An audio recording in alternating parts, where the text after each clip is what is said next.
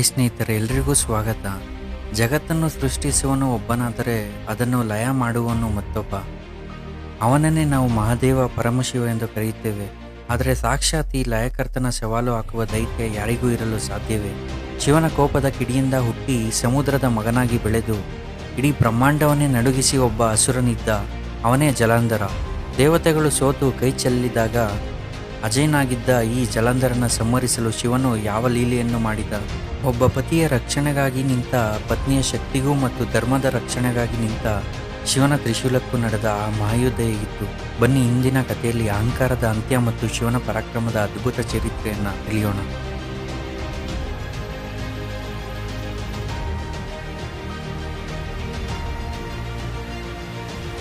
ಒಮ್ಮೆ ಪರಮಶಿವನ ಕೋಪದ ಕಿಡಿ ಸಮುದ್ರದಲ್ಲಿ ಬಿದ್ದಾಗ ಈ ಜಲಂಧರ ಜನಿಸುತ್ತಾನೆ.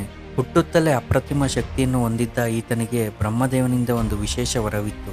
ಆತನ ಪತ್ನಿ ವೃಂದ ಪರಮ ಪತಿವ್ರತೆಯಾಗಿದ್ದಳು. ಎಲ್ಲಿಯವರೆಗೆ ವೃಂದ ತನ್ನ ಪವಿತ್ರತಾ ಧರ್ಮವನ್ನು ಪಾಲಿಸುತ್ತಾಳೋ ಅಲ್ಲಿಯವರೆಗೆ ಜಲಂಧರನನ್ನು ಕೊಲ್ಲಲು ದೇವತೆಗಳಿಂದಲೂ ಸಾಧ್ಯವಿರಲಿಲ್ಲ. ತನ್ನ ಶಕ್ತಿಯ ಮದದಿಂದ ಜಲಂಧರನು ಇಡೀ ಬ್ರಹ್ಮಾಂಡವನ್ನೇ ಗೆಲ್ಲಲು ಹೊರಟನು. ಇಂದ್ರಾದಿ ದೇವತೆಗಳನ್ನು ಸೋಲಿಸಿ ಸ್ವರ್ಗವನ್ನು ವಶಪಡಿಸಿಕೊಂಡನು. ಅಷ್ಟಕ್ಕೆ ಸುಮ್ಮನಾಗದ ಆತ ಈ ಜಗತ್ತಿನಲ್ಲಿ ನನಗಿಂತ ಶ್ರೇಷ್ಠರು ಯಾರೂ ಇರಬಾರದು ಎಂದುಕೊಂಡು ಸಾಕ್ಷಾತ್ ಕೈಲಾಸವಾಸಿಯಾದ ಪರಮಶಿವನಿಗೆ ಸವಾಲು ಹಾಕಿದನು. ಜಲಂಧರನು ಶಿವನ ಮೇಲೆ ಯುದ್ಧ ಸಾರಿದಾಗ ಶಿವನು ಕಿರುನಗೆ ಬೀರಿದನು. ಆದರೆ ಜಲಂಧರನು ಶಿವನ ಅಂತಿಮ ಪರೀಕ್ಷೆಯನ್ನು ಎದುರಿಸಲು ಸಿದ್ಧನಾಗಿರಲಿಲ್ಲ. ಅಸುರರ ಸೈನ್ಯದೊಂದಿಗೆ ಕೈಲಾಸವನ್ನು ಮುತ್ತಿಗೆ ಹಾಕಿದನು. ಶಿವನು ತನ್ನ ಗಣಗಳೊಂದಿಗೆ ಯುದ್ಧ ಭೂಮಿಗೆ ಇಳಿದನು. ಯುದ್ಧವು ಭೀಕರವಾಗಿತ್ತು. ಶಿವನು ತನ್ನ ತ್ರಿಶೂಲದಿಂದ ಎಷ್ಟು ಜನ ಅಸುರರನ್ನು ಕೊಂದರೂ ಜಲಂಧರನಿಗೆ ಶಕ್ತಿ ಕಡಿಮೆಯಾಗುತ್ತಿರಲಿಲ್ಲ.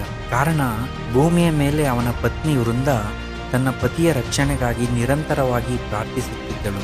ಅವಳ ಪವಿತ್ರತಾ ಶಕ್ತಿಯೇ ಜಲಂಧರನಿಗೆ ಅಜೇಯ ಕವಚವಾಗಿತ್ತು. ಶಿವನು ಅರಿತಿದ್ದನು, ಜಲಂಧರನ ಪಾಪದ ಕೊಡ ತುಂಬಿದೆ.